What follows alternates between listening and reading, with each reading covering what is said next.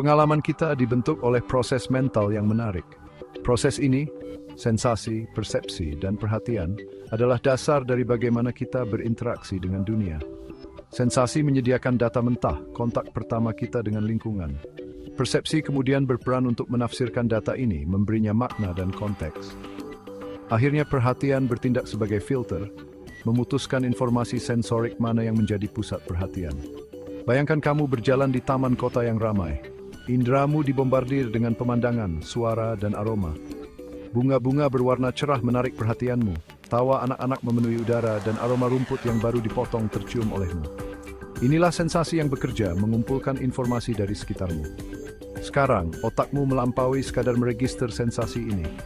Ia mengenali susunan warna sebagai jenis bunga tertentu, mungkin mawar atau tulip.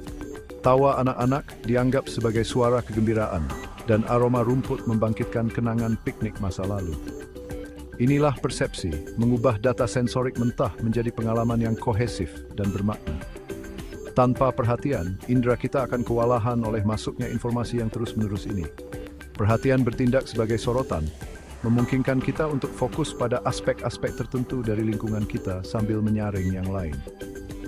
Saat kamu berjalan melewati taman, kamu mungkin memilih untuk fokus pada percakapanmu dengan seorang teman, untuk sementara mengabaikan suara dan pemandangan di sekitar.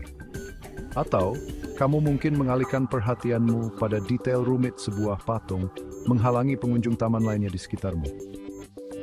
Di bagian berikut, kita akan mempelajari lebih dalam masing-masing proses ini, menjelajahi peran masing-masing, dan bagaimana mereka bekerja sama untuk membentuk pemahaman kita tentang dunia di sekitar kita.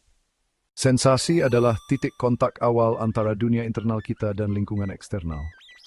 Melalui indera kita, penglihatan, pendengaran, sentuhan, rasa, dan penciuman, kita mengumpulkan informasi tentang dunia.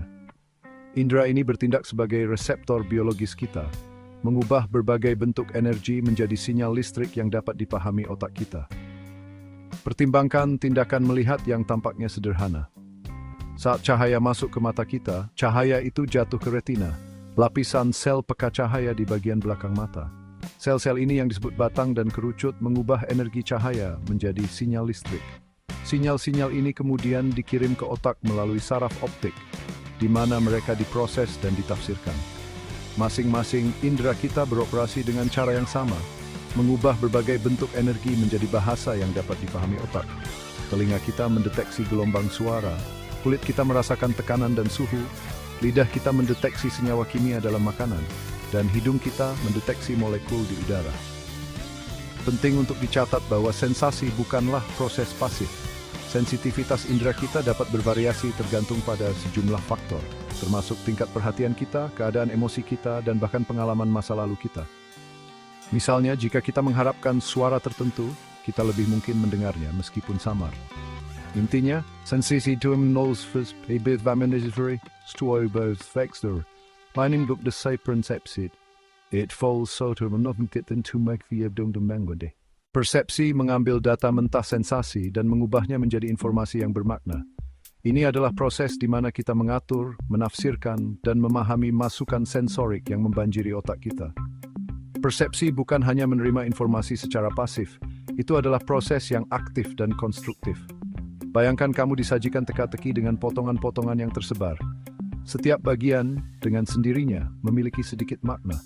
Namun, saat kamu mulai menyusun teka-teki, menghubungkan potongan berdasarkan bentuk, warna, dan polanya, gambaran lengkap mulai muncul. Ini mirip dengan cara kerja persepsi. Otak kita bertindak sebagai pemecah teka-teki utama, terus-menerus bekerja untuk menyusun fragmen informasi sensorik menjadi keseluruhan yang kohesif dan dapat dipahami. Ia memanfaatkan pengalaman masa lalu kita, pengetahuan, harapan, dan bahkan keadaan emosi kita untuk memahami dunia di sekitar kita. Pertimbangkan contoh membaca. Saat kamu melihat halaman teks, matamu tidak hanya melihat kumpulan garis dan kurva. Sebalik otakmu langsung mengenali bentuk-bentuk ini sebagai huruf, mengelompokkannya menjadi kata-kata, dan merangkai kata-kata menjadi kalimat dan paragraf. Proses rumit ini terjadi dengan mudah, memungkinkan kamu untuk mengekstrak makna dari halaman yang dicetak. Persepsi adalah apa yang memungkinkan kita menavigasi lingkungan kita, mengenai wajah informasi, menikmati musik, dan menghargai keintiman mata itu benar. Energi jembatan lalui dan pengulangan interning di suwe. Di dunia yang dipenuhi informasi sensorik, perhatian bertindak sebagai filter penting, menentukan rangsangan mana yang kita fokuskan dan mana yang kita abaikan. Ini adalah sorotan kesadaran kita, menyoroti informasi yang paling relevan sambil menurunkan sisanya ke latar belakang. Bayangkan dirimu di sebuah pesta yang ramai. Musik diputar, percakapan ramai di sekitarmu, dan orang-orang terus bergerak. Ada hiruk-pikuk masukan sensorik yang memperebutkan perhatianmu. Namun, kamu dapat fokus pada percakapanmu dengan seorang teman, menyaring gangguan di sekitarnya. Inilah perhatian yang bekerja. Perhatian bukanlah proses tunggal dan monolitik, melainkan sistem yang kompleks dengan berbagai komponen. Perhatian selektif memungkinkan kita untuk fokus pada stimulus tertentu sambil mengabaikan yang lain, seperti dalam contoh pesta.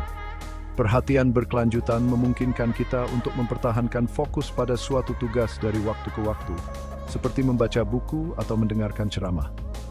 Perhatian terbagi memungkinkan kita untuk memperhatikan beberapa rangsangan secara bersamaan, seperti berbicara di telepon sambil mengemudi, meskipun ini tidak selalu disarankan.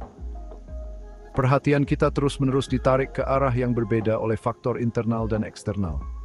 Faktor internal mungkin termasuk tujuan, minat, dan keadaan emosi kita. Faktor eksternal mungkin termasuk arti penting dari suatu stimulus, seberapa menonjolnya, relevansinya dengan kebutuhan kita saat ini, dan kebaruannya. Perhatian memainkan peran penting dalam hampir setiap aspek kehidupan kita. Ini memungkinkan kita untuk belajar dan mengingat informasi, memecahkan masalah, membuat keputusan, dan berinteraksi secara efektif dengan orang lain. Memberhati serituan tanpa kebaikan balancing form kurs mengelola hal dan jalan hidup yang berbasis penuh perhatian dan positif.